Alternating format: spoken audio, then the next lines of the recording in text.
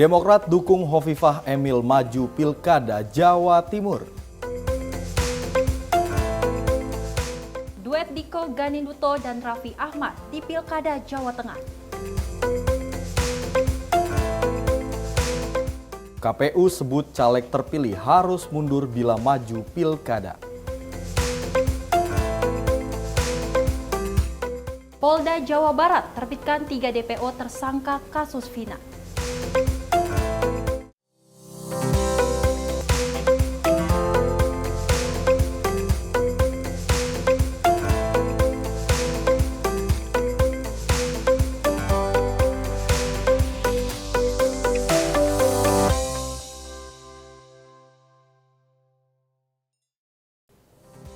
Halo, selamat pagi. Senang sekali rasanya kita berdua dapat kembali hadir menemani Anda dalam Menyapa Pagi kali ini. Nah, Dan pemirsa, kali ini ada yang berbeda karena di samping saya ini ada Andi Rezaldi yang ternyata adalah punggawa dari Menyapa Malam. iya berkunjung dulu ya ke Menyapa Pagi ini walaupun ngantuk dijemput driver jam 3 pagi. Ini karena kalau di Menyapa Malam ini kan menampilkan berbagai berita yang lebih serius, tentunya berita-berita yang peristiwa gitu. Nah, kalau pagi ini saya akan menemani Anda pemirsa untuk melihat berbagai informasi yang ringan-ringan saja gitu. Betul. Tapi Andi dan pemirsa ini kalau Anda bisa melihat ini kayaknya tampilan kita sudah merah putih sekali ya. Tandanya apa nih Andi? Dalam rangka apa ya? Kita akan menyambut 3 bulan lagi, 17 Agustus. Masih lama, Sel, masih Nggak lama. apa-apa. Tapi yang penting semangat 17 Agustus walaupun masih hamin 3 bulan, kita sudah semangat nih untuk menyambut hari kemerdekaan kita. Siapa Walaupun tahu masih kita- lama gitu Iya, ya. siapa tahu kita bisa ke IKN Iya, merayakan. siapa ya tahu kan? Pak Jokowi ngundang kita Simpo TV ke sana. Yes, tadi kita sudah baca di awal ya, Adi, soal headline Ya. news kali ini pilkada yang akan kita rayakan di November 2024 ini semakin panas Mm-mm. nyatanya. Karena memang pilkada yang akan diselenggarakan pada bulan November nanti, Yes. ini nampaknya kontestan-kontestannya di berbagai daerah sudah mulai terlihat. Seperti tadi kalau di headline, ini ada mantan Gubernur Jawa Timur Hovifah Indar Parawansa yang kembali akan mencalonkan diri sebagai Gubernur Jawa Timur. Ya memang kalau kita lihat ini sudah ada yang mendukung itu ada Gerindra, ada Demokrat juga, ada Golkar. Golkar Oh, belum, PAN tapi ya? katanya informasinya akan mendukung juga karena berdasarkan informasi memang kalau kita melihat Koalisi Indonesia Maju ini di berbagai sektor, kalau di Pilpres kita oke lah karena sudah memenangkan pasangan Prabowo Gibran ini terlihat solid. Tapi kita masih menantikan apakah Koalisi Indonesia Maju ini sesolid di Pilpres 2024 dalam menghadapi pilkada nanti. Betul sekali Adi, ini ada di Jawa Timur juga Jawa Tengah, ini ada nama Diko dan Raffi Ahmad yang katanya akan juga maju di pilkada Jawa Tengah Yes, kali ini. Sultan Andara nih nampaknya akan meramaikan nanti Yes. surat coblos di pilkada Betul, nanti ya. betul. Kita Oke, lihat nanti Andi. kebenarannya apakah beneran maju atau enggak gitu ya. Oke, pemirsa dan Andi, Ya. pastinya kita akan memberikan berita-berita yang hangat dan menarik untuk Anda tetap di Menyapa Pagi bersama saya, Sen Regar. Dan saya Andi Rezaldi, inilah Menyapa Pagi Sinpo TV.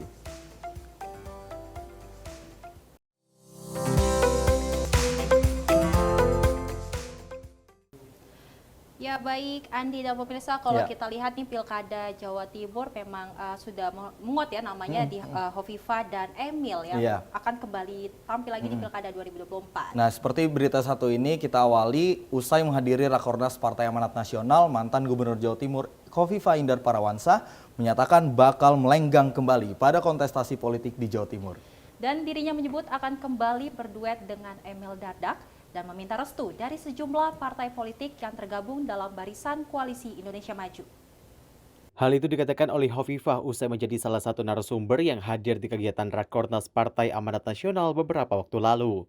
Dirinya mengatakan akan mantap maju sebagai bakal calon gubernur Jawa Timur dan akan kembali menggandeng Emil Dardak pada Pilkada 2024 mendatang. Diketahui Emil Dardak merupakan wakil gubernur Jawa Timur yang sebelumnya sempat menjadi pasangannya saat menjadi orang nomor 1 di provinsi bagian timur Pulau Jawa tersebut. Hovifah mengatakan dirinya sudah mendapatkan restu dari Ketua Umum Partai Amanat Nasional Zulkifli Hasan untuk maju kembali menjadi gubernur di provinsi yang memiliki jumlah kabupaten dan kota terbanyak di Indonesia. Dirinya menuturkan alasan memilih Emil Dardak selain sudah merasa nyaman, Hovifah juga ingin saat dipercaya kembali oleh masyarakat bisa langsung bekerja kembali untuk menuntaskan pekerjaan yang belum usai pada masa sebelumnya. Hingga kini ia masih menunggu dan meminta restu ke sejumlah partai politik yang ada dalam barisan koalisi Indonesia Maju, diantaranya Demokrat, Golkar, hingga Gerindra. Tim redaksi Sinpo TV melaporkan. Nah, itu tadi kalau kita melihat ini ada nama dari Hovifah Indar Parawansa dan Emil Dardak yang akan kembali maju. Betul. Dan memang ada beberapa partai politik seperti berita satu ini, Sally, ada pernyataan dari Sekjen Partai Gerindra Ahmad Muzani yang menyatakan saat ini Partai Gerindra bakal fokus memenangkan Hovifah Indar Parawansa di Pilgub Jatim 2024. Sebelumnya, Hovifah telah mendapatkan restu dari Ketua Umum Partai Amanat Nasional untuk melenggang di kontestasi Pilgub Jawa Timur. Kemudian nanti di Pulau Jawa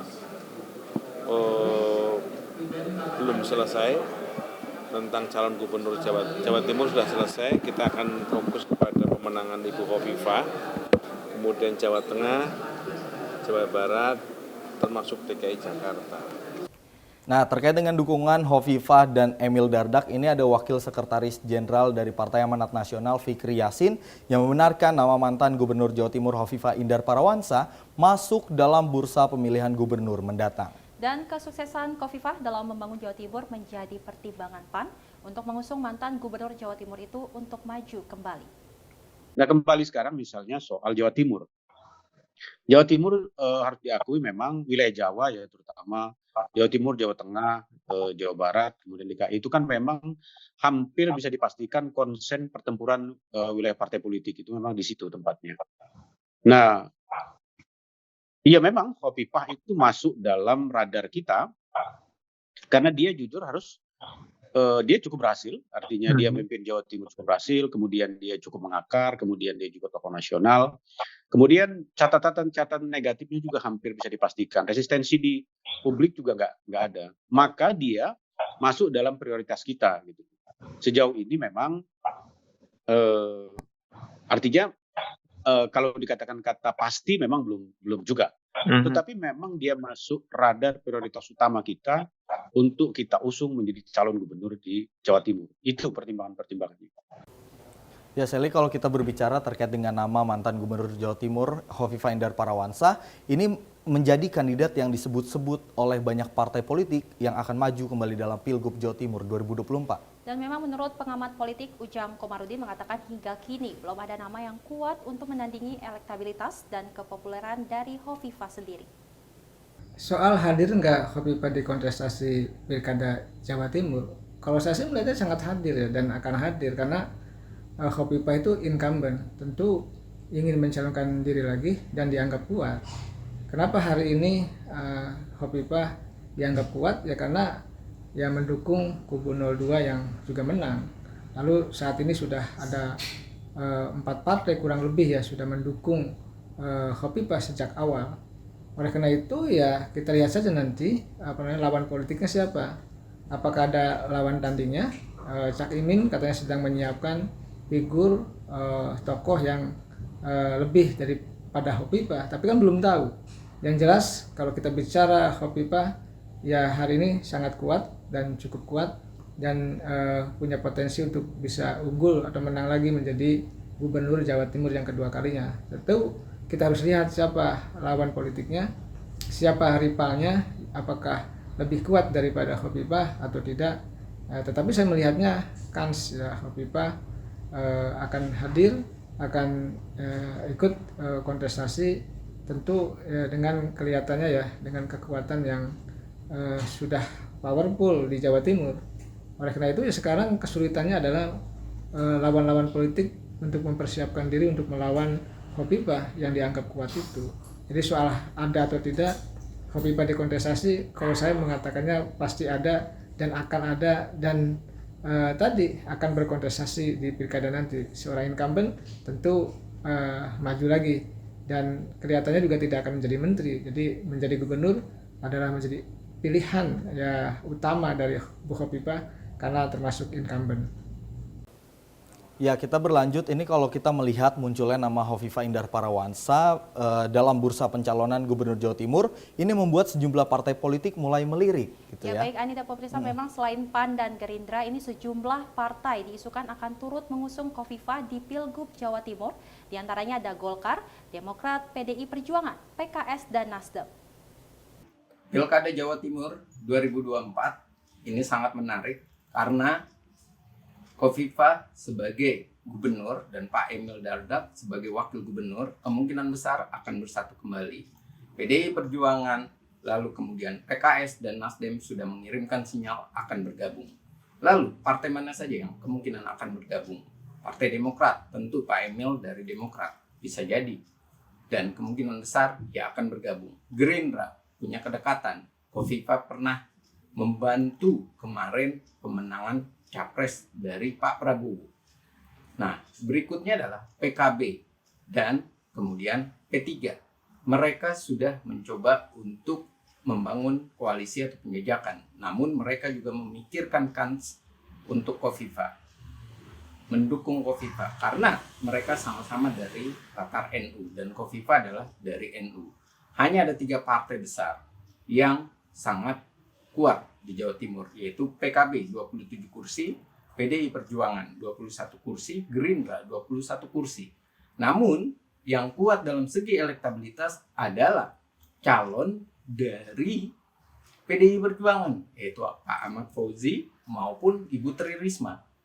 Nah, kalau PDI Perjuangan sudah memberikan sinyal kepada Khofifah, pertanyaannya adalah partai mana yang berani mengajukan calon dan kemungkinannya kalah. Inilah yang dikhawatirkan oleh partai-partai. Kemungkinan besar Khofifah dan Emil Dardak untuk maju 2 kali, ia bisa membawa banyak gerbong partai dan lawannya adalah lawan yang setengah daya. Dan ini perkiraan Pilkada Jawa Timur. Ya, Andi dan pemirsa, ini juga ada respon dari Ketua DPP Partai Demokrat Herman Khairon yang mengatakan partainya akan mengusung pasangan Khofifah Indar Parawansa dan Emil Dardak untuk maju dalam Pilkada Jawa Timur tahun 2024. Ya, Herman meyakini pasangan Khofifah dan Emil Dardak ini layak menjadi gubernur dan wakil gubernur lantaran keduanya dianggap mampu menurunkan tingkat kemiskinan di Jawa Timur. Saya termasuk yang membicarakan di Demokrat terhadap Pilgub Jawa Timur. Insya Allah saya kira sebentar lagi sudah mulai ada kesepahaman bahwa bukan hanya memberikan rekom atau memberikan surat tugas kepada Bu Khofifah, karena nanti pada akhirnya pendaftaran itu kan B1 KWK gitu ya. Nanti pada akhirnya kami meyakini bahwa partai-partai juga akan memberikan dukungan. Namun saat ini ada partai-partai yang sudah akan memberikan secara pasti dukungan Khofifah Emil gitu ya. Demokrat sudah tentu. Nanti insya Allah mungkin Golkar, mungkin PAN ya, komunikasi politik terus kami jalin dan mudah-mudahan tidak ada perbedaan wakil, sehingga ketika kita ada kesamaan tentu sama-sama akan merekomendasikan pasangan Khofifah dan Emil. Dan ini juga pasangan yang sesungguhnya diharapkan oleh masyarakat Jawa Timur untuk melanjutkan kepemimpinannya. Karena Bu Khofifah Emil ini juga memimpin Jawa Timur berhasil, bisa meningkatkan perekonomian, menurunkan tingkat kemiskinan, dan bisa menjawab masalah-masalah yang ada di Jawa Timur. Oleh karenanya atas dasar prestasi 5 tahun ke belakang, rasa-rasanya partai-partai yang saat ini sudah memberikan dukungan kepada Ibu Khofifah, insya Allah juga akan memberikan dukungan kepada Mas Emil Dardak. Ya, kalau kita melihat keberhasilan dari Ibu Khofifah Indar Parawansa dan juga Emil Dardak, memang ini adalah pasangan calon gubernur dan calon wakil gubernur yang sebelumnya memang sudah menjabat di Jawa Timur dan memang banyak sekali keberhasilan. Seperti tadi kalau kata Kang Hero dari Partai Demokrat yang bilang alasan Partai Demokrat mendukung Khofifah adalah Khofifah dan Emil Dardak ini berhasil menurunkan tingkat kemiskinan di Jawa Timur gitu ya. Kan. Betul, memang Andi kalau kita lihat juga ini kan Khofifah adalah mantan Menteri Sosial dan memang track recordnya ini sangat bagus dalam memajukan di bidang Kementerian Sosial. Kalau kita lihat makanya kenapa Khofifah dan Emil Dardak ingin maju ya memang karena masyarakat juga banyak mendukung. Iya, artinya memang kalau dengan melihat partai politik tadi kalau kita lihat ada PAN, kemudian ada Gerindra dan juga Partai Demokrat, ini ada 3 partai politik yang sudah dipastikan akan mendukung. Nah, kalau kita ketahui partai politik adalah perwakilan dari suara rakyat. Artinya memang kalau udah ada 3 partai politik ini nampaknya banyak sekali masyarakat yang mendukung dari pencalonan Hovifah dan Emil gitu betul, ya. karena kalau kita lihat juga ini kan PAN, Gerindra, dan Demokrat ini kan satu koalisi saat di Pilpres 2024 dan akan maju lagi di Pilkada Jawa Timur ini untuk mendukung Emil dan Hovifah sendiri gitu ya. Nah ini itu kita tunggu ya. Kita tunggu nanti kejelasannya seperti apa, apakah nanti seperti yang tadi kalau pengamat politik bilang Kang Ujang kalau nanti akan ada PDIP, kemudian juga ada PKS dan Nasdem. Ini mulai melirik-lirik nih dua tokoh ini untuk dicalonkan di Jawa Timur. Kita lihat nanti ke depannya akan seperti apa ya. Andi. Dan pasti pemirsa kita akan kembali menemani Anda dan usai jeda tetap bersama kami di Menyapa Pagi Sinpo TV.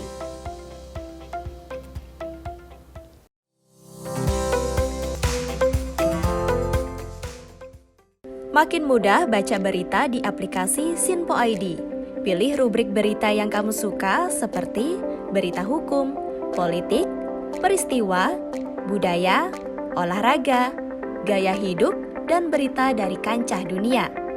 Selain itu, supaya nggak ketinggalan info update, kamu juga bisa cek laman utama berita terkini dan menyalakan notifikasi. Download aplikasi Sinpo ID sekarang juga.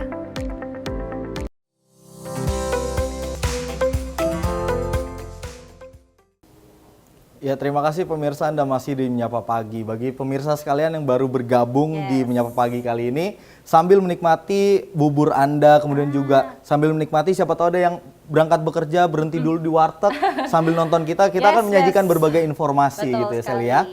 Andi ini juga dari Partai Golkar yang kian santer menyebut nama artis multi talenta Raffi Ahmad dalam Pilkada Jawa Tengah tahun 2024. Ya, suami dari Nagita Slavina itu digadang-gadang maju sebagai bakal calon wakil gubernur Jawa Tengah pada pemilihan gubernur mendatang. Nama Raffi Ahmad masuk dalam bursa pencalonan Pilgub Jawa Tengah 2024. Namun saat dihubungi oleh tim Sinpo TV, politisi Partai Golkar belum mau berkomentar banyak terkait dengan foto yang beredar di media sosial. Raffi Ahmad diketahui berjabatan tangan dengan Bupati Kendal Diko Ganinduto. Dalam video dan juga foto yang ramai beredar, keduanya kompak mengenakan kemeja putih dan peci berwarna hitam, layaknya akan maju dalam kontestasi perpolitikan di tanah air. Diketahui Diko Ganinduto menjadi nama yang dikenal di kalangan Partai Golkar dan yang paling berpotensi maju sebagai bakal calon gubernur di Pilkada Jateng 2024 mendatang. Dilansir dari berbagai sumber, DPP Partai Golkar tidak akan menolak jika nantinya Raffi Ahmad bersedia maju dalam kontestasi perpolitikan di Jawa Tengah. Karena semua nama masih dipertimbangkan Golkar, baik dari kader internal dan juga eksternal Partai Golkar. Tim Redaksi, Sinpo TV melaporkan. Oh, nampaknya Raffi Ahmad ini tertarik dengan dunia politik ya. Seperti berita satu ini lanjutan dari berita Raffi Ahmad. Ini Bupati Kendal yang juga kader muda dari Partai Golkar Diko Ganinduto mendapatkan tugas dari DPP Golkar untuk maju dalam Pilkada Jawa Tengah. Diko menjalani sesi foto bersama artis Raffi Ahmad. Ya, Andi dan pemirsa, memang di tengah isu beredarnya kabar bahwa Raffi Ahmad akan maju dalam kontestasi Pilkada 2024. Ini ada Ketua DPP Golkar Dev Laksono yang meminta seluruh pihak untuk menunggu tahapan berikutnya akan seperti apa. Berdasarkan surat tugas yang telah Partai Golkar berikan kepada seluruh calon kepala daerah se-Indonesia, Bupati Kendal, Mas Diko, masuk sebagai salah satu potensi calon kepala daerah untuk Provinsi Jawa Tengah dari Partai Golkar. Nah, untuk mempersiapkan ke sana, beliau rutin menjalin komunikasi dengan berbagai macam pihak, berbagai macam figur. Nah, kalau Bang Raffi itu adalah sahabat lama dari Mas Diko yang rutin berkomunikasi, bertukar pikiran untuk berbagai macam hal. Nah, lalu arahnya kemana? Ya kita nantikan saja. Tahapan berikutnya seperti apa. Nah, ini juga Sally menanggapi konten yang viral di media sosial. Ini ada pengamat politik dari Citra Institute Efriza yang menyatakan hadirnya Raffi Ahmad dalam perpolitikan di tanah air membuat pemilihan gubernur semakin seru. Ya, memang dirinya juga menyinggung konten tersebut seakan dibuat oleh Golkar untuk mengetes elektabilitas kadernya jika dipasangkan dengan suami Nagita Slavina. Kita dikejutkan oleh hadirnya Raffi Ahmad yang diusulkan menjadi calon wakil gubernur dari Golkar bersama dengan Diko Ganindito yang diplot oleh Golkar untuk didorong sebagai calon gubernur Jawa Tengah. Nah, ini hal yang menarik. Apa yang menarik? Karena di Jawa Tengah ini begitu beragam, begitu banyak calon-calonnya. Dari PDI Perjuangan saja sudah ada Bambang Pacul, kemudian juga ada mantan wali kota Semarang, yaitu Hendar Priyadi, kemudian ada Bupati Wonogiri, Joko Sutopo, dan juga ada yang sedang berjuang untuk mendapatkan restu, yaitu Bupati Sragen Kusdinar, dan dari PKB ada Gus Yusuf, dan yang terakhir Gerindra ada Sudaryono. Apa yang terjadi? Tentu saja saat ini Golkar sedang tes ombak, dia sedang mencoba uji popularitas di antara Diko Ganindito dengan dipasangkan Raffi Ahmad. Dan ini saya rasa mengingatkan kita kembali kepada waktu Pasya yang terpilih di Palu di 2015 sebagai wali kota. Dia terpilih untuk menjadi wakil wali kota. Nah, terpilihnya Pasya ini tentu saja mengingatkan bagaimana kans dari Raffi Ahmad. Raffi Ahmad ini jelas Sultan Andara, dia sangat populer dan dia juga popularitasnya, anak mudanya, dan bagaimana masanya begitu besar. Namun kalau kita perhatikan bahwa Raffi Ahmad ini selalu dicoba untuk didorong masuk ke dalam perpolitikan. Tapi sampai saat ini Raffi Ahmad belum serius. Dan bagaimana dengan kans? Sebagai Jawa Tengah, saya rasa Raffi Ahmad juga masih memikirkan, dan ia tampaknya juga bisa jadi hanya sekedar dibawa saja namanya, karena sudah beberapa kali dibawa Raffi Ahmad tapi ia masih kurang berkenan. Nah, nampaknya ini bapaknya Cipung nih pengen mencoba keberuntungannya di pemilihan kepala daerah. Betul. Dan memang dipasangkan oleh Diko yang memang ternyata mereka juga berteman ya. Iya, berteman baik. Ini juga soal foto mereka berdua juga viral yang katanya memang akan diusungkan nanti di Pilkada Jawa Tengah. Kita masih menunggu ya, akankah Raffi Ahmad mau gabung di bidang politika? Iya, Karena kan memang Raffi Ahmad kalau kita ketahui ini dari dunia entertain ya, Andi dan pemirsa. Seperti yang kita ketahui memang kalau Raffi Ahmad nih beberapa waktu terakhir ini juga sudah berkecimpung di dunia politik. Artinya memang kalau kita lihat tongkrongannya nih udah mulai pejabat-pejabat publik gitu ya. Kalau kita melihat dari kampanye di 2024 dalam Pilpres, ini juga ikut selalu dengan kampanyenya Pak Prabowo. Kemudian juga beberapa hari terakhir ini juga nongkrong bareng nih sama Ketua Harian DPP Partai Gerindra nih, ada Bang Dasko, yang ini nampak akrab sekali nih Raffi Ahmad gitu ya. Ya memang kalau kita lihat ini akan panas juga ya, karena memang kalau kita ketahui ini Sultan Andara ternyata masuk politik, yang katanya kan dia juga nggak mau masuk politik, tiba-tiba ingin masuk, kita nggak ada yang tahu ya, mungkin niat baik dia juga ada untuk membangun Jawa Tengah nantinya. Betul, itu dia, karena memang apalagi sih yang dicari udah kaya gitu kan. Kalau jadi pejabat publik tuh cari tuh yang udah kaya gitu, karena artinya kalau masuk politik dan menjadi pejabat ini bukan lagi mencari duit, tapi untuk membangun bangsa dan negara gitu. Oke baik, Andi dan pemirsa, kita akan beralih ke berita selanjutnya. Ini ada Komisi 2 DPR RI bersama KPU menggelar rapat kerja terkait persiapan pilkada dan evaluasi pemilu 2024. Ya, Ketua Komisi 2 DPR Ahmad Doli Kurnia menegaskan bahwa calon legislatif yang sudah terpilih harus mengundurkan diri jika ingin menjadi kontestan di Pilkada 2024.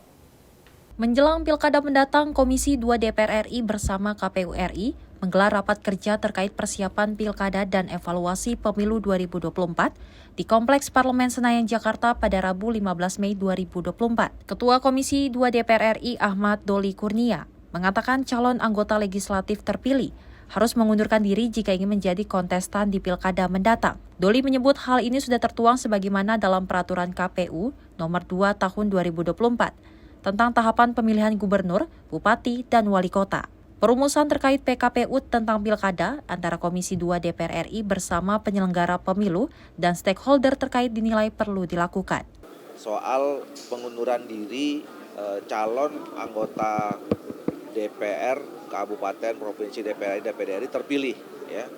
Jadi mereka harus sudah menyampaikan pengunduran dirinya pada saat ditetapkan sebagai calon kepala daerah.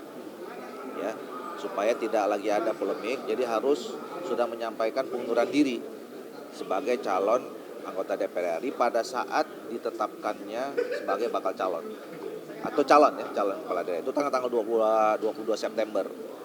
Nah, kemudian yang kedua soal menerjemahkan putusan Mahkamah Konstitusi soal masa jabatan kepala daerah yang pernah jadi pelaksana tugas, yang PJ segala macam. Nah, itu kita tuangkan murni hasil putusan Mahkamah Konstitusi yang mengatakan itu tidak melihat jenis jabatannya, apakah dia pelaksana tugas ataukah PLH dan segala macam, tapi juga dari segi waktunya. Jadi kalau di atas 2,5 tahun itu sudah di atas, sudah dianggap satu periode. Ini kita rumuskan, mereka harus bisa menyampaikan pengunduran diri 45 hari sebelum masa pendaftaran. Nah, jadi itu beberapa hal yang krusial terhadap PKPU ini. Jadi istilahnya tidak ada lagi bahasa bahwa bersedia mengundurkan diri, tapi wajib mengundurkan diri. Tidak ada frasa bersedia atau wajib atau harus gitu. Pokoknya poin E itu mengundurkan diri sebagai calon terpilih anggota DPR. Dari Jakarta, tim Simpo TV melaporkan.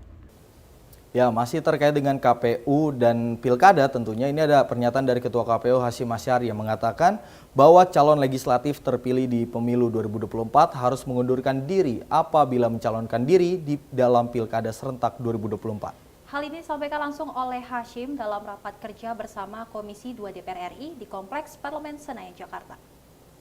Ketua KPU RI Hasyim Asyari mengatakan bahwa calon legislatif terpilih di pemilu 2024 harus mengundurkan diri apabila telah mencalonkan diri di dalam pilkada serentak. Hasyim menyebut hal ini mengacu dalam Undang-Undang Pilkada yang telah ditentukan bahwa jika anggota DPR, DPD, DPRD Provinsi dan Kabupaten Kota didaftarkan sebagai calon kepala daerah, maka yang bersangkutan harus mengundurkan diri dari jabatannya. Meski begitu, ia menuturkan bagi calon terpilih yang belum dilantik, maka yang bersangkutan harus bersedia mengundurkan diri sebagai calon terpilih anggota legislatif.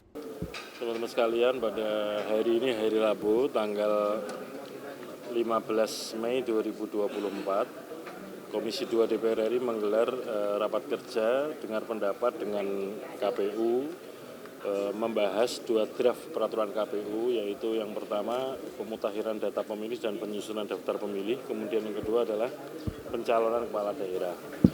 Yang kemudian untuk salah satu syarat ya calon kepala daerah itu adalah yang pertama bahwa kalau orang tersebut sedang menduduki jabatan anggota DPR, DPD, DPRD provinsi dan kabupaten kota, maka yang bersangkutan harus mundur atau wajib mundur. Nah, yang kedua, ada situasi ya, karena pelantikan masing-masing DPRD dan juga DPR RI kan jadwalnya beda-beda. Ada situasi pada masa pendaftaran calon kepala daerah itu yang bersangkutan statusnya adalah calon terpilih karena menjadi caleg pada waktu pemilu 2024 ini. Di sisi lain, sebagai contoh misalkan DPR RI ini kan dilantik tanggal 1 Oktober. Itu artinya apa? Belum menjadi anggota DPR, masih sebagai calon terpilih. Nah, pertanyaannya adalah bagaimana dalam situasi ini kemudian disepakati untuk mendapatkan penegasan bahwa seseorang kalau mau mengambil jalur eksekutif sebagai calon kepala daerah, maka sejak ditetapkan sebagai pasangan calon kepala daerah tanggal 22 September 2024, yang bersangkutan harus mengundurkan diri dari statusnya sebagai calon terpilih. Dari Jakarta, tim Simpo TV melaporkan. Ya, memang Andi dan pemirsa, kalau kita lihat memang kalau yang ingin mendaftar nanti di pilkada ini harus mengundurkan diri ya, 5 hari sebelum dia ingin mendaftar menjadi pilkada nanti. Ya, kalau mau daftar atau mencalonkan diri di pilkada ini, seperti yang tadi kalau dari Ketua Komisi 2 sudah menegaskan harus mengundurkan diri, kemudian dari Ketua KPU sebagai pihak penyelenggara ini menyatakan kalau caleg-caleg yang sudah terpilih di pemilu sebelumnya saat 14 Februari ini harus mengundurkan diri karena memang harus memilih dong. Masa jadi calon legislatif, kalau misalkan nggak mengundurkan diri artinya ini pilkada uji coba doang gitu ya. Betul. Dan pastinya siapapun yang ingin mencoba di pilkada nanti, pasti ini adalah kandidat yang terbaik ya untuk membangun daerahnya masing-masing. Nah, untuk menghadapi pilkada serentak yang nanti akan diselenggarakan pada bulan November, ini ada Ketua KPU Hasyim Asyari yang memimpin pelantikan anggota KPU Kota Padang, Provinsi Sumatera Barat periode 2024-2029. Dengan bertambahnya keanggotaan, diharapkan anggota KPU dengan sekretariat harus menjaga kekompakan dan solidaritas. Komisi Pemilihan Umum melantik 5 anggota KPU dari Kota Padang, Sumatera Barat, periode 2024-2029. Kelima anggota tersebut yaitu Arianto, Arser Kusnandi, Dori Putra, Jeffrey Haryanto, dan Randi Aditama. Pelantikan dipimpin oleh Ketua KPU Hasyim Asyari di kantor KPU Menteng, Jakarta Pusat. Ia mengingatkan sumpah yang diucapkan para KPU daerah mengandung tanggung jawab terhadap bangsa dan negara, serta memelihara dan menyelamatkan Pancasila dan Undang-Undang tahun 1945. Pada pelantikan tersebut juga, Hasyim berpesan kepada anggota KPU yang baru dilantik, agar bekerja dengan berpedoman pada perundang-undangan dan kepada kode etik penyelenggara pemilu. Pada kesempatan ini saya akan menyampaikan beberapa hal terutama kepada saudara-saudara anggota KPU Kota Padang yang barusan dilantik. Yang pertama, tentu saja kita sama-sama mengetahui bahwa dalam menjalankan tugas, kewajiban dan juga wewenang sebagai anggota KPU Kota Padang, kita senantiasa berpedoman kepada aturan yang telah ditentukan dalam berbagai macam peraturan perundang-undangan, terutama undang-undang pemilu, undang-undang pilkada, peraturan KPU, peraturan Bawaslu, dan juga peraturan DKPP. Dan juga penting kita berpedoman kepada kode etik penyelenggara pemilu. Oleh karena itu kami berharap teman-teman sekalian yang barusan dilantik, berlima ini menjaga kekompakan, soliditas, dan juga kita ketahui di KPU ini ada 2 unsur, yaitu anggota KPU dan sekretariat. Oleh karena itu kekompakan, soliditas bukan hanya teman-teman berlima anggota KPU, tapi juga dengan jajaran sekretariat, karena itulah 2 unsur yang menjadi bagian dalam organisasi kita KPU. Dari Jakarta, tim Simpo TV melaporkan. Nah, kalau tadi dari pihak penyelenggara sudah menggelar rapat bersama dengan DPR ini untuk membahas terkait dengan evaluasi pemilu di 2024 yang sudah berjalan pada 14 Februari lalu. Ini KPU juga sudah menyiapkan pasukannya untuk menghadapi pilkada serentak nanti. Betul, dan gitu pastinya ini dilantik agar nantinya anggota-anggota KPU lainnya bisa melaksanakan pekerjaannya dengan baik dan juga menjunjung tinggi Pancasila dan Undang-Undang 1945 pastinya. Ya, pastinya. Ya, semoga para petugas KPU yang sudah dilantik oleh KPU RI di seluruh Indonesia, KPUD, semoga amanah dan dapat menjaga suara-suara ya. Karena memang kalau KPU sendiri ini lembaga yang cukup disoroti dalam penyelenggaraan pemilu gitu, karena memang ini sebagai penjaga dari demokrasi di Indonesia. Gitu ya. Apalagi ini kan 5 tahun sekali ya, Adi ya. Ini pasti ditunggu juga oleh masyarakat dan kita juga menghimbau kepada masyarakat untuk datang ya di November 2024 untuk mencoblos siapa yang akan terpilih nantinya untuk jadi pemimpin daerah kalian masing-masing. Ya baik pemirsa, berbagai informasi akan kami hadirkan, namun usai jeda tetap bersama kami.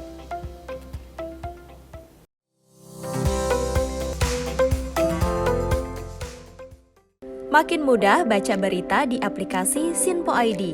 Pilih rubrik berita yang kamu suka seperti berita hukum, politik, peristiwa, budaya, olahraga, gaya hidup, dan berita dari kancah dunia. Selain itu, supaya nggak ketinggalan info update, kamu juga bisa cek laman utama berita terkini dan menyalakan notifikasi. Download aplikasi Sinpo ID sekarang juga.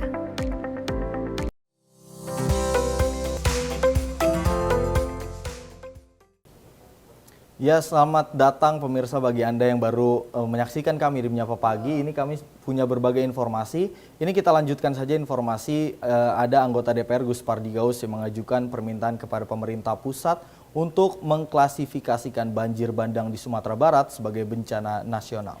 Dan menurutnya pemerintah pusat dan daerah harus saling berkoordinasi agar permasalahan dapat terselesaikan. Anggota DPR RI Gus Pardi Gaus meminta agar peristiwa banjir bandang yang terjadi di sejumlah wilayah Sumatera Barat ditetapkan oleh pemerintah sebagai bencana nasional.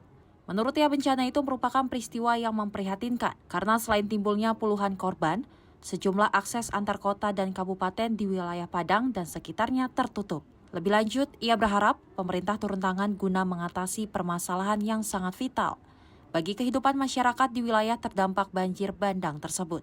Inilah pesan-pesan yang saya sampaikan kepada seluruh anggota DPR dan masyarakat seluruh Indonesia, di mana pada hari Sabtu terjadi bencana yang sangat luar biasa di beberapa kabupaten kota yang ada di Sumatera Barat, terutama di kampung saya sendiri di Kabupaten Agam, ada di 3 kecamatan. Dan terakhir, orang yang meninggal akibat bencana itu adalah lebih dari 50 orang. Pada hari ini, Padang terkepung, tidak bisa masuk akses masyarakat ke Kota Padang. Dan kemarin, jalan Padang Pekanbaru juga tertutup. Akses-akses sekarang ini sangat-sangat memprihatinkan. Oleh karena itu, saya meminta kepada pemerintah pusat agar bencana yang terjadi di Sumatera Barat itu dijadikan bencana nasional. Dari Jakarta, tim Simpo TV melaporkan. Ya, kalau kita melihat bencana alam yang terjadi di Sumatera Barat ini memang cukup memilukan karena ada puluhan warga yang meninggal akibat banjir bandang tersebut ya Celia. Ya memang udah banyak sekali puluhan dan memang dari anggota DPR sendiri meminta ya untuk pemerintah sigap untuk membantu para korban di sana. Ya, nah ini juga ada respon dari Presiden Republik Indonesia Joko Widodo telah mengambil langkah proaktif menyusul terjadinya banjir bandang di Sumatera Barat. Ya, Presiden telah memerintahkan Kepala BNPB untuk segera datang ke lokasi untuk berkoordinasi upaya pembantuan. Presiden Joko Widodo menginstruksikan Badan Nasional Penanggulangan Bencana atau BNPB untuk menangani banjir lahar dingin yang terjadi di Sumatera Barat. Jokowi mengatakan bahwa dirinya juga terus memantau perkembangan bencana banjir bandang di daerah tersebut. Lebih lanjut, ia juga menyampaikan keinginannya untuk segera mengunjungi Sumatera Barat guna memberikan dukungan kepada masyarakat yang terdampak. Namun kunjungan tersebut masih perlu dijadwalkan mengingat kondisi infrastruktur yang terpengaruh oleh bencana. Saya mengikuti terus dengan seksama perkembangan banjir yang terjadi di Kabupaten Tanah Datar, di Sumatera Barat, dan saya sudah memerintahkan Kepala BNPB untuk langsung ke sana dan sudah sampai di sana. Kemarin kita telepon juga perkembangannya seperti apa, kondisinya seperti apa, sudah kita ikuti dan saya juga ingin sana tapi masih mengatur waktu karena juga di sana kondisinya jalan banyak yang longsor, pengungsi juga baru ditata sehingga nanti kalau waktunya sudah ketemu saya akan menuju ke Sumatera Barat dan berangkat mulai memberikan bantuan dan memberikan solusi bagi yang terdampak. Tim Sinpo TV melaporkan. Ya, semoga dari upaya dari pemerintah pusat kemudian juga dari pemerintah daerah ini dapat segera mengatasi dari bencana yang ada di Sumatera Barat ya, gitu dan memang Jokowi akan datang ke lokasi banjir dan memang sedang disiapkan waktunya karena memang kan ini jalannya juga banyak yang rusak, jadi memang Jokowi untuk masyarakat di sana menunggu saja ya, pasti Jokowi akan datang untuk membantu Anda yang menjadi korban terdampak dari banjir tersebut. Artinya memang ada aspirasi dari anggota DPR tadi Gus Pardi Gaus yang menyampaikan dalam rapat paripurna untuk tragedi atau bencana di Sumatera Barat ini untuk dijadikan bencana nasional. Artinya ada keselarasan, ada kolaborasi antara pemerintah pusat dengan pemerintah daerah untuk sama-sama gitu menyelesaikan persoalan yang ada di sana gitu ya. Dan ini langsung disambut baik oleh Presiden Jokowi yang memerintahkan Kepala BNPB untuk segera turun langsung ke sana. Ya, betul Andi, ini juga terkait masih Presiden Joko Widodo ini yang menyampaikan pembentukan panitia seleksi calon pimpinan Komisi Pemberantasan Korupsi atau Pansel KPK akan selesai pada Juni 2024. Ya, Jokowi menyebut dirinya sedang menyiapkan nama kandidat anggota Pansel lembaga anti rasuah tersebut. Masa jabatan pimpinan Komisi Pemberantasan Korupsi dan Dewas Pengawas Lembaga Anti Rasuah periode 2019-2023 akan berakhir pada Desember 2024. Saat berada dalam kunjungan kerja, Presiden Joko Widodo mengatakan menyiapkan panitia seleksi calon pimpinan atau pansel KPK dan mengumumkan pada Juni 2024 mendatang. Oke, soal pansel KPK, kira-kira siapa aja tokoh yang bakal dipasang di pansel KPK? Ini baru disiapkan, nanti Juni udah kita selesaikan. Juni diumumkan berarti? Iya, ini baru menyiapkan untuk anggota-anggota dari pansel. Sejauh ini tokoh-tokoh yang muncul siapa aja, Pak? Iya, tokoh yang baik lah, tokoh yang baik, yang punya integritas, yang concern terhadap pemberantasan korupsi. Saya kira banyak sekali. Tinggal nanti dipilih. Ya. Jokowi menyampaikan kriteria soal nama-nama kandidat pansel Capim KPK yang masuk dalam panel nantinya harus tokoh yang baik dan punya integritas dalam pemberantasan korupsi. Sebelumnya, kantor staf Presiden menyampaikan 9 nama anggota pansel Capim KPK periode 2024-2029 harus sudah tersedia di meja Kementerian Sekretariat Negara pada akhir bulan Mei 2024. Tim Simpo TV melaporkan. Ya, Sally, kalau kita berbicara soal KPK ini memang ada saja nih kalau berbicara tentang pimpinannya. Ada yang Firly Bahuri berkasus, kemudian juga beberapa wakil ketua KPK juga sekarang sudah lagi berkasus. Betul. Ada yang lagi diperiksa kayak si Nurul Gufron, itu lagi diperiksa terkait dengan kode etik di Dewan KPK gitu. Ya, artinya apa yang dilakukan oleh Presiden terkait dengan panitia seleksi nantinya ini semoga menghasilkan pimpinan KPK yang amanah tentunya, terus juga bersemangat dalam memberantas korupsi di Indonesia. Karena kalau kita lihat memang korupsi ini masih terus ada ya di Indonesia, dan ini memang harapan kita semua bagi masyarakat Indonesia agar korupsi di Indonesia ini dapat terselesaikan dengan baik. Ya, kita beralih ke informasi lain pemirsa. Ini 8 tahun berlalu sejak peristiwa pembunuhan Vina di Cirebon. Kali ini kembali menjadi perbincangan di publik. Hingga sekarang kasus ini rupanya masih bergulir dan pihak kepolisian masih berupaya untuk mencari 3 pelaku yang masih buron. Kasus pembunuhan Vina di Cirebon yang terjadi pada 2016 silam kembali menarik perhatian publik. Kasus ini mencuat usai kisah tentang pembunuhan tersebut diangkat ke film berjudul Vina Sebelum 7 Hari. Rupanya kasus ini masih bergulir. Berdasarkan keterangan dari Kabid Humas Polda Jabar, Kombes Pol Jules Abraham Abbas, pihak kepolisian masih berupaya mencari 3 pelaku yang masih buron. Pihak kepolisian menelusuri sekolah, orang tua, serta kerabat dari ketiga pelaku tersebut. Bahwa sampai dengan saat ini, penyidik Polda Jawa Barat pada saat menangani kasus ini masih berupaya untuk mencari identitas dari 3 tersangka. Kami baru menemukan yang namanya inisial atau kata ya, nama Saudara Dani, Saudara Andi, Saudara Peggy alias Perong. Kabid Humas Polda Jabar menepis jika ada informasi yang mengatakan bahwa identitas pelaku sudah diketahui, namun disembunyikan oleh pihak kepolisian. Menanggapi diangkatnya kasus Vina ke dalam sebuah film, Kombes Pol Jules Abraham Abbas mengungkapkan tentunya ada cerita yang mungkin bukan merupakan fakta yang ditemukan pihak kepolisian selama proses penyidikan. Sejak tanggal 31 Agustus 2016 dilaporkan di Polres Cirebon Kota maupun fakta di persidangan, sehingga sampai vonis terhadap 8 orang tersangka lainnya. Tim Simpo TV melaporkan. Ya, ini kasus ini memang sudah beberapa tahun yang lalu, namun ini sudah karena viral di media sosial. Ini ada sebuah kejadian yang katanya ini arwah dari Vina kemudian masuk ke temannya.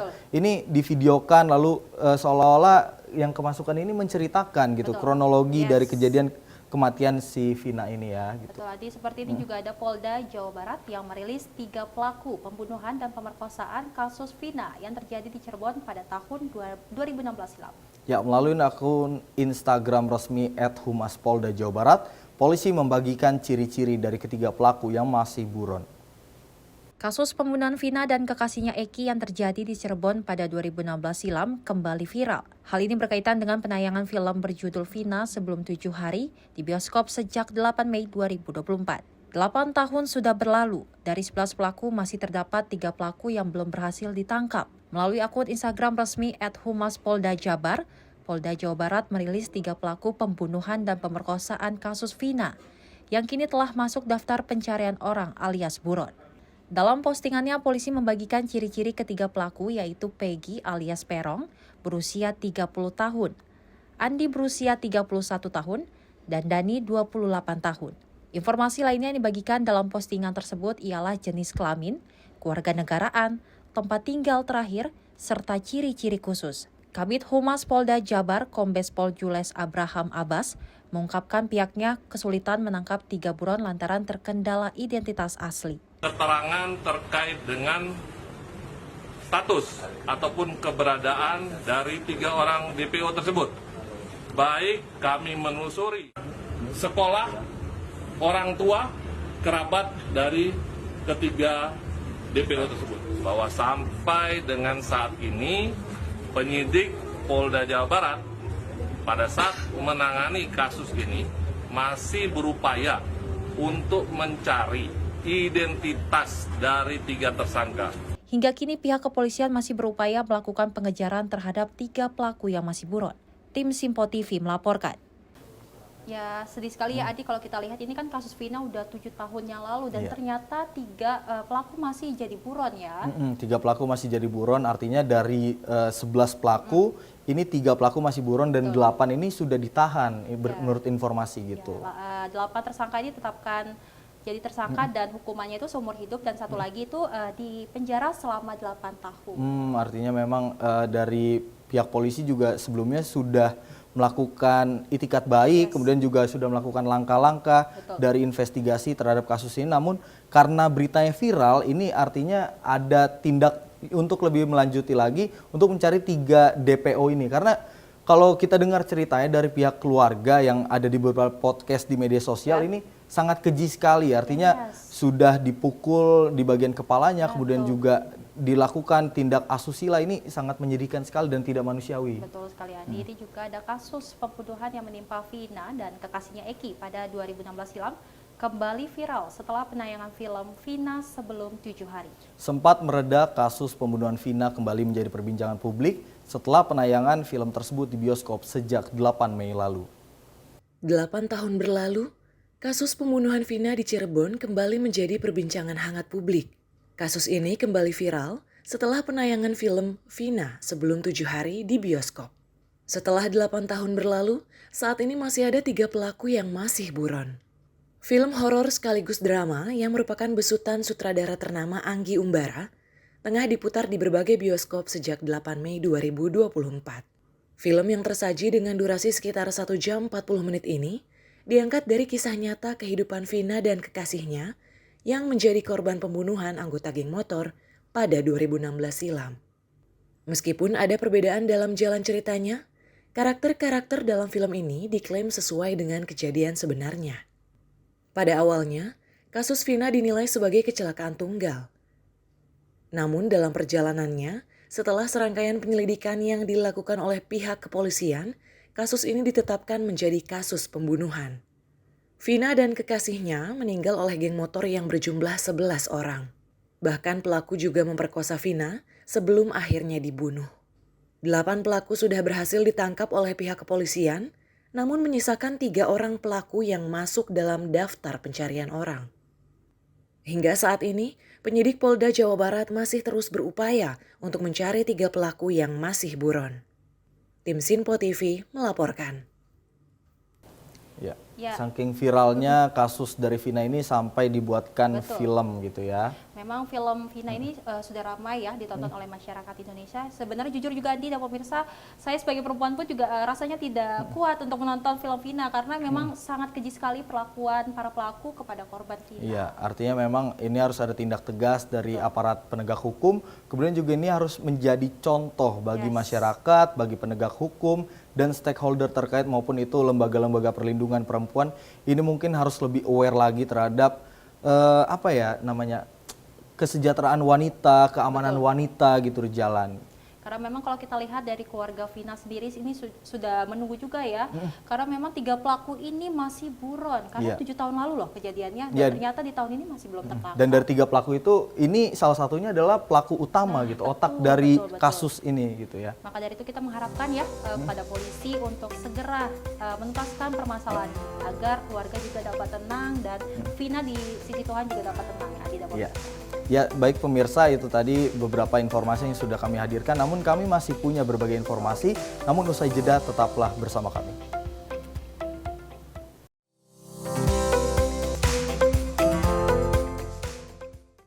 Makin mudah baca berita di aplikasi Sinpo ID.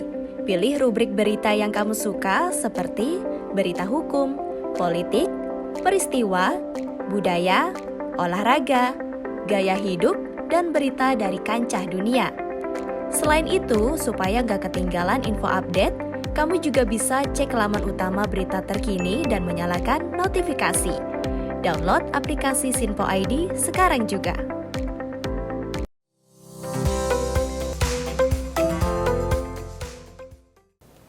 Ya, selamat pagi pemirsa dan terima kasih masih bersama kami dalam Menyapa Pagi Simpo TV. Yes, ini kalau kita berbicara soal ibadah haji, ini berita pertama yang akan kita hadirkan di segmen berikut ini. Ini ada sebanyak 45.678 jemaah dengan usia 65 tahun ke atas mendapat fasilitas khusus berupa kursi prioritas saat dalam penerbangan, baik menuju ke Tanah Suci maupun ketika balik ke tanah air. Hal ini sebagai bentuk upaya Kementerian Agama untuk mewujudkan ibadah haji 2024 yang mengusung tagline Haji Ramah Lansia. Berdasarkan evaluasi penyelenggaraan haji 2023, ada sejumlah kebutuhan layanan lansia yang menjadi perhatian khusus. Mengusung tagline Haji Ramah Lansia, data Kemenak mencatat tahun ini ada sekitar 45.678 jemaah dengan usia 65 tahun ke atas atau 21,41%. Layanan haji ramah lansia dan disabilitas menjadi concern Menak Yakut Kolil Komas, termasuk menempatkan mereka pada kursi prioritas, baik menuju ke Tanah Suci atau nanti ketika balik ke tanah air. Upaya lainnya adalah membuka kuota pendamping jamaah lansia. Kalau kita berbicara soal ibadah haji, memang kalau kita melihat dari tahun ke tahun ini didominasi oleh para lansia gitu ya. Artinya memang pemerintah ini sudah bagus sekali menjadikan lansia ini sebagai prioritas utama dalam pelaksanaan haji pada tahun ini. Mulai tadi diberikan kursi ya.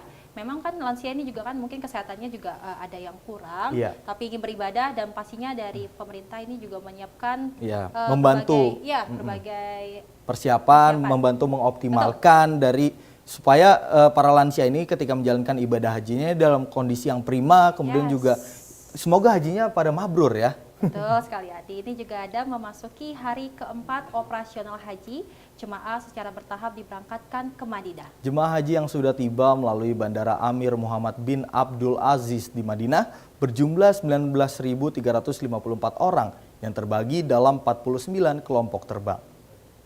Seperti inilah suasana jamaah haji akan tinggal di Madinah selama kurang lebih 9 hari. Sejumlah aktivitas yang dilakukan jemaah selama di Madinah, yakni sholat berjamaah di Masjid Nabawi. Jamaah juga mendapat kesempatan berziarah ke Raudah dan makam Rasulullah.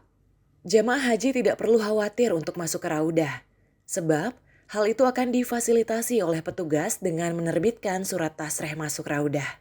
Ya, berbicara soal haji, ini juga Kementerian Agama kembali mengingatkan bahwa visa umroh pada musim ini 1445 Hijriah hanya dapat digunakan hingga 15 Zulkaidah atau bertepatan 23 Mei 2024. Dan memang artinya seluruh jemaah umroh yang masih berada di Arab Saudi memiliki waktu sampai tanggal 23 Mei diingatkan untuk kembali ke negara asalnya.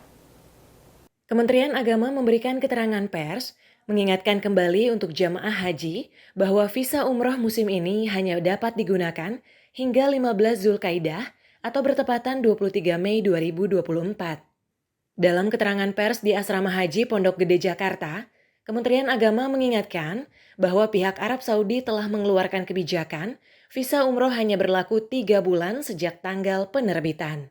Jemaah umroh yang masih berada di Arab Saudi sampai tanggal 23 Mei diingatkan untuk kembali ke negara asalnya.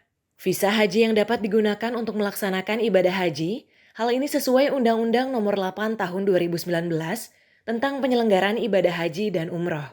Tim Sinpo TV melaporkan. Ya, kalau kita berbicara soal haji ini, memang ada beberapa jamaah umroh ini yang masih di sana, namun ini dibatasi. Artinya memang supaya tidak ada penumpukan di Tanah Suci sana, karena memang sudah dibatasi oleh Kementerian Agama, ini visanya hanya dibatasi 23 Mei 2024 mendatang. Ya, memang kalau kita lihat kan Arab Saudi sudah memberikan kuota haji tambahan ya, yang tadinya tahun sebelumnya adalah 10.000 dan tahun ini sebanyak 20.000 jamaah yang bisa haji nanti. Artinya memang ini sebagai langkah antisipasi dari pemerintah agar di sana itu tidak membludak dan juga kita juga menjaga nama baik bangsa juga ya. Takutnya di sana rakyat kita terlalu banyak nanti jadi mengganggu aktivitas ibadah haji dari umat muslim yang dari berbagai negara. Betul Andi, ini kita sudah menjelang Hari Raya Idul Adha 2024, ini membawa berkah tersendiri bagi para pedagang hewan kurban. Seperti pasar hewan kurban Jonggol Bogor yang sudah mulai kebanjiran pesanan. Nah, Sally, bahkan omset para pedagang hewan kurban ini melejit 60 bahkan 80%. Banyaknya tempat penjualan hewan kurban yang bermunculan di Bogor jelang perayaan Idul Adha Hijriah 1445, salah satunya di pasar hewan kurban terbesar di Jawa Barat yang terletak di kawasan Kecamatan Jonggol, Kabupaten Bogor. Omset penjualan para pedagang hewan kurban ini mengalami peningkatan 60 hingga 80%. Penjualan hewan kurban saat ini dirasakan para pedagang terjadi peningkatan dibandingkan tahun sebelumnya yang dilanda berbagai penyakit hewan. Selain itu, momen ini juga selalu menjadi bulan yang berkah bagi para pedagang hewan kurban untuk mengais rezeki. Meskipun Hari Raya Idul Adha masih sebulan lagi, namun para pedagang mengaku saat ini kebanjiran pesanan yang datang dari Jabodetabek. Hal ini membuat pedagang hewan kurban kewalahan. Pasar hewan Jonggol memang menjadi tempat penjualan hewan kurban terbesar di Jawa Barat. Lokasi yang terletak di Desa Jonggol, Kecamatan Jonggol, Jawa Barat ini kerap dibanjiri pesanan hewan kurban setiap tahunnya menjelang Hari Raya Idul Adha. Berbagai macam jenis hewan kurban pun dijual di pasar hewan ini, mulai dari sapi berjenis limosin hingga sapi berasal dari Lampung. Namun di tahun ini para pedagang enggan menjual sapi yang berasal dari Jawa akibat tingginya harga penjualan. Harga hewan kurban yang dijual di pasar hewan Jonggol ini bervariatif, mulai dari 17 juta hingga 50 juta rupiah, tergantung bobot hewan kurban sendiri. Dari Kabupaten Bogor, tim Simpo TV melaporkan. Ya, itu senang dia. sekali rasanya kalau kita akan menjalani Idul Adha gitu ya. Walaupun memang masih hamin sebulan, ini tapi para pedagang dari hewan-hewan kurban ini sudah mulai kebanjiran. Seperti tadi yang berita tadi ya di Jonggol ini, sampai kewalahan para pedagang gitu ya. Kalau kita lihat juga kemarin juga ada acara dari MPR ya tentang kontes sapi yang kalau kita lihat juga sapinya sangat bagus-bagus, dari bobotnya ada yang hingga 2 ton loh. Luar biasa sekali dan pastinya di masyarakat ingin sekali ya hewan-hewan kurbannya dipilih yang sehat, yang gemuk pastinya agar nantinya ibadahnya juga berjalan dengan lancar gitu. Artinya memang kalau kita berbicara soal Idul Adha ini juga bukan soal ibadah tapi juga momen berbaginya itu. Karena Indonesia ini kan budayanya ya seperti itu. Kalau kita melakukan apa, ibadah apa, ini kalau ada makanan ataupun daging-daging ini pastilah kita harus berbagi gitu ya. Kalau gitu gimana? Andi akan mencari hewan kurban kah? Ya insya Allah ya, kambing dulu kali ya. Betul. Oke pemirsa, sekian dari Menyapa Pagi edisi kali ini. Pastinya kita akan terus mengabarkan berita-berita yang menarik dan hangat untuk Anda. Tetap menyebarkan semangat dan senyum pastinya untuk sekitarnya. Ya, pastikan Anda tetap menyaksikan Menyapa Pagi dan jangan lupa saksikan saya juga di Menyapa Malam Sinpo TV ya, setiap pukul 20.00 waktu Indonesia Barat. Promo sedikit. Malam kan banyak juga nih program Sinpo TV ya. Banyak program lagi. Pokoknya saksikan terus Sinpo TV dengan berbagai programnya gitu ya. Dan untuk itu pemirsa di Menyapa Pagi kali ini saya pamit undur diri mewakili seluruh kerabat kerja yang bertugas pada pagi hari ini. Saya Andi Rezaldi dan saya Sally Sregar. Pamit undur diri. Salam sehat. Sampai jumpa. Sampai jumpa.